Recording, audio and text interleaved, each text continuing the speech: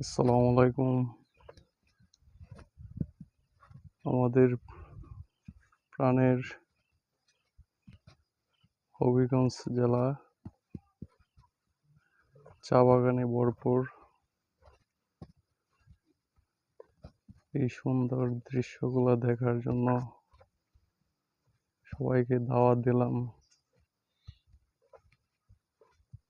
এই চা বাগান দেখার জন্য। এই মনোরম পরিবেশে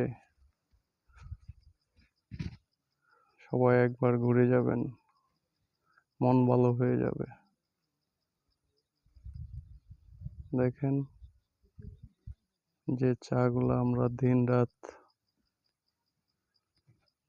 বাজারে খেয়ে থাকি, সেই চায়ের পাতা কত সুন্দর।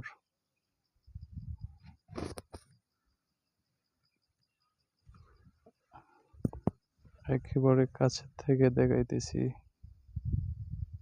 চায়ের পাতাগুলো কত সুন্দর।